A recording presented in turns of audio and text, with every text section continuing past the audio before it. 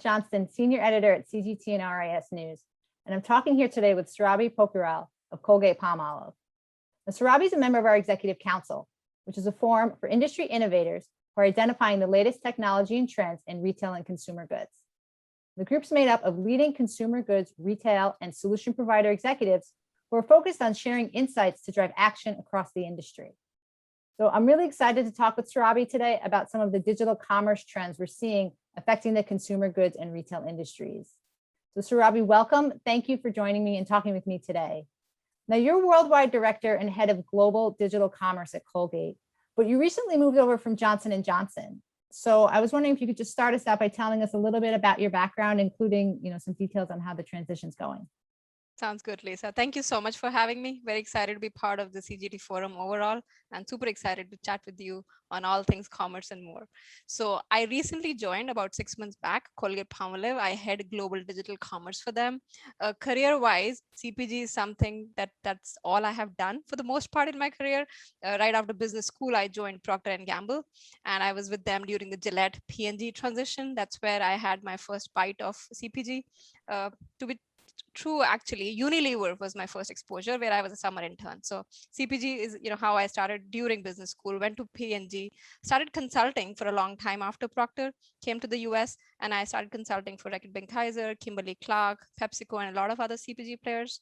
I'd say that's where I learned my chops on all things digital and marketing and e-commerce, when back in 2010 or late 2000s, it was starting to become sexy. Before it gains the post-COVID momentum that it has gained today. And then I went back to quote unquote the client side with Johnson & Johnson Consumer, which has some iconic brands like Neutrogena, Vino, Tylenol, and all of that.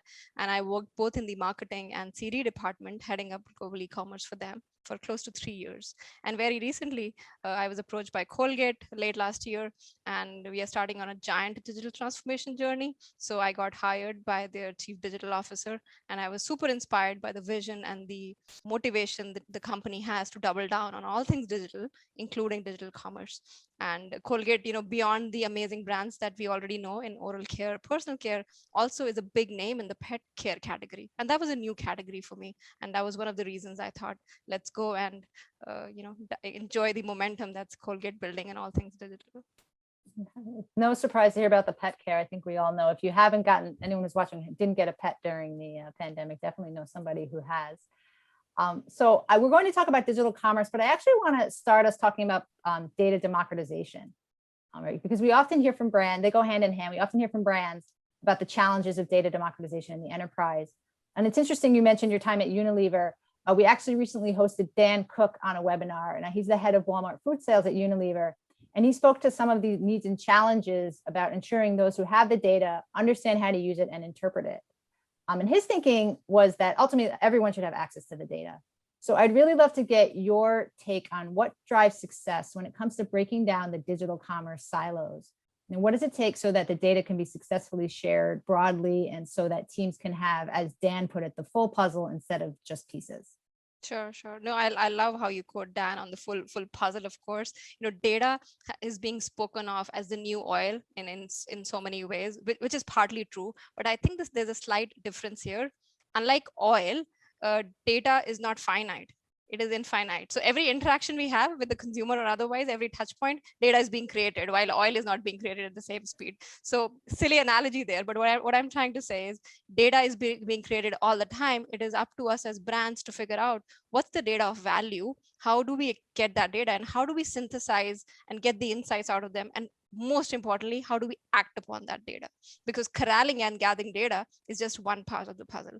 And I think that's where the overall organization, the impetus is for everybody to come to it like a team sports event, and it's not a spectator sports event where you're saying, oh, that team gathers data and insight and action. It's not that, it's all the teams. So from a digital commerce perspective, the sales and marketing teams, I would say specifically, go really hand in hand in gathering data and insights and actioning upon it.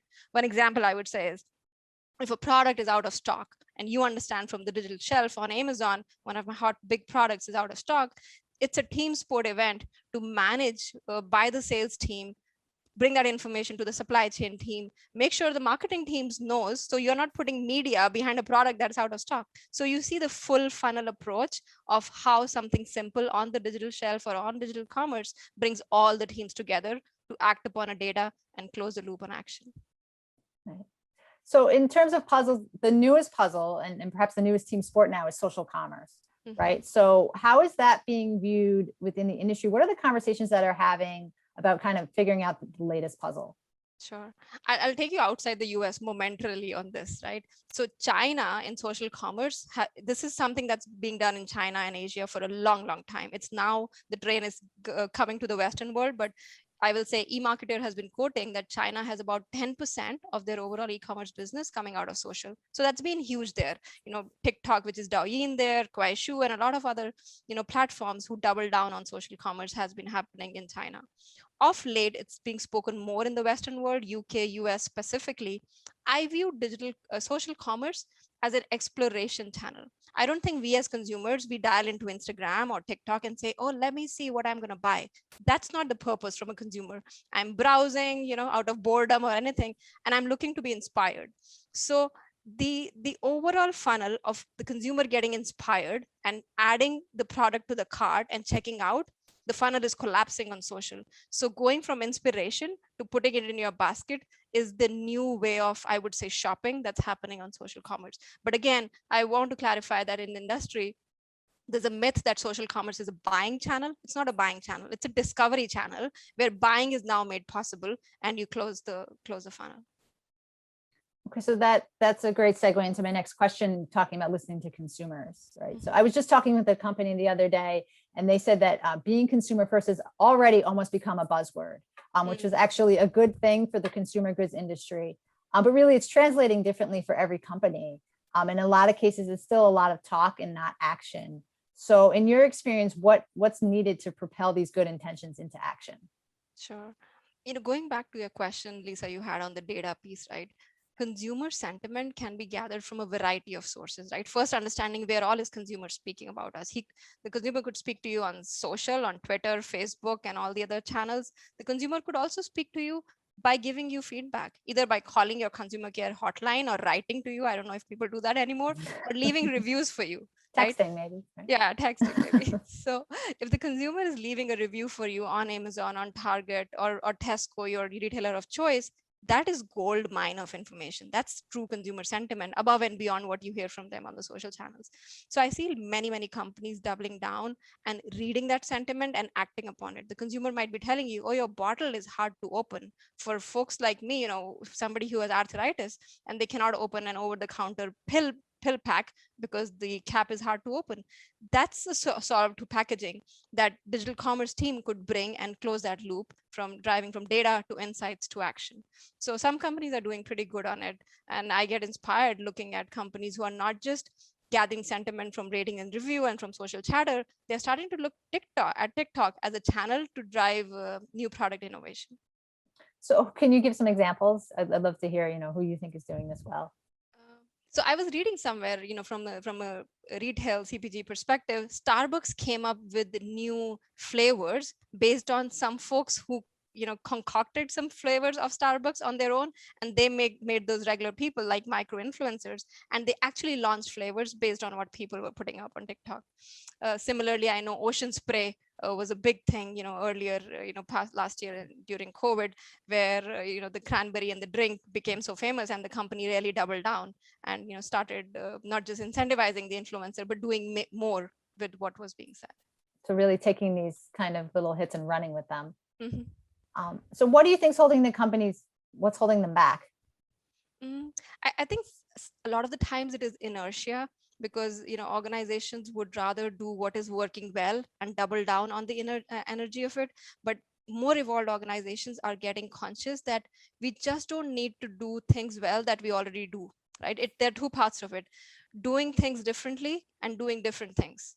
So the part that we are talking is more in the realm of doing different things. So doing things differently is also, that's an iterative approach, right? Your current project can give you 2x, 3x, 5x ROI. You keep improving, but sometimes you just need to define new projects. And that's where, the big hairy monster of inertia comes in. And that's not easy to break down, because there is always hesitation, right? Is this right for us? Is this right for us now? Should we wait and watch? And, companies that are leaders, versus companies that can be fast followers, act differently. So kind of on that note, what are some of the biggest misconceptions about consumer goods and digital commerce that you're seeing right now? I'm going to imagine many of these are coming from those legacy companies that might, be holding back. I would say it's not as true today as it was pre-COVID. So I'll just, COVID has really changed the perception of digital commerce and the misperception around it. But pre-COVID, I used to at least hear many questions around, so what's the incrementality of this business? Why should we spend here, more money and more time? And what's the net new that we get out of it? I think folks are now starting to realize that digital commerce and all things digital do not only help you on the channel of commerce. So if I'm spending more money and more might behind Amazon, Walmart, Target, Tesco, my own B2C channels, I'm not just benefiting on the channel. There is a whole halo effect of benefits that I get in my brick and mortar and my traditional channels as well. So we have started to call this concept to be digitally influenced sales. So you are showing up in the best of how you can as a brand online, and the consumer is choosing to consummate the purchase or make the purchase offline. So all those, tying the, dots together is happening now. And I think people are getting more open and more knowledgeable of the fact that this is not just a channel specific conversation anymore. It's a sales plus marketing, full funnel, pan channel kind of conversation. That is a great note, because it brings me to my last question. You posted a great photo on LinkedIn recently. I'm sure anyone who's connected with you will know what I'm talking about. But you showed a photo of a Casper display in your local Costco. And I think you called Casper the poster child of digitally native brands born online. It seemed very accurate. And you pointed out the Casper packaging, which was calling out something. It said something around 40,000 reviews on Google and Amazon. And it's sitting in a brick and mortar Costco. And you pointed to it as, the ultimate example of truly omni digital influence sales, with the social proof coming from frenemy Amazon, which I love. So how is this type of selling really forcing brands to think differently? And, where else are you seeing this type of true omni-channel retailing? Sure. Thanks for calling that out, Lisa. I think that spurred a lot of conversation within the company and outside as well. But I think as consumers, we see so much when you start walking the halls of stores, right? It's the oldest thing in the book that all of us did as CPG practitioners. I highly encourage all the teams and everybody I know that we do more of these walks, not just on the brick and mortar world, but also walk the aisle, the digital aisle, just to get comfortable with how your products show and how competition shares. I see many products and companies doing this. If you look at that cooler brand Yeti, YETI, and I saw the other day there was a product placed on Walmart, and the sticker on the product, the cooler, which is an expensive cooler, said 5-star reviews and X number thousands of reviews and so on. And I think the insight comes from the fact that brands have realized that when I'm walking the Target aisle and I see a new product or a product that I seek validation for, I open up my phone and read reviews on Amazon or any other retailer, usually Amazon, right? And that becomes social proof. So companies are trying to break that friction between me having to take out my phone. If you give me that information right there on the package or on the shelf, then you are breaking that friction and creating social proof and helping me, close the purchase quickly. So I'm super inspired by an insight that has been in plain sight and so obvious, and all of us as consumers usually have practiced it, but brands have started seeing and doing it. Of course, digitally native brand are more nimble to pivot and do this quickly, but a lot of major brands are also starting to do this. It's interesting you bring up Yeti. We just recently did a story in them, and they're doing some really innovative other things. With augmented reality, where they're having consumers be able to use their phones to picture the Yeti cooler in their trunk before they buy it. So I think they're a great example. Wayfair does some cool stuff on that as well, I know. And it makes sense for the furniture, kind of industry, like with the old shortage of desks we had through COVID. Can people picture that school desk they're buying for their 12-year-old? Will it fit the room and how will it look and all of that? But I think some augmented reality, which has been spoken so much, is really fit for some cool purposes. It might be finally finding its moment, as they say. Well, thank you so much for talking with me. We're out of time. I really appreciate you taking the time. Just a reminder, anyone who's watching, if you have any thoughts or questions, feel free to reach out, and be on the lookout for more videos from our executive council. Thank you very much and have a great day. Thank you, Lisa.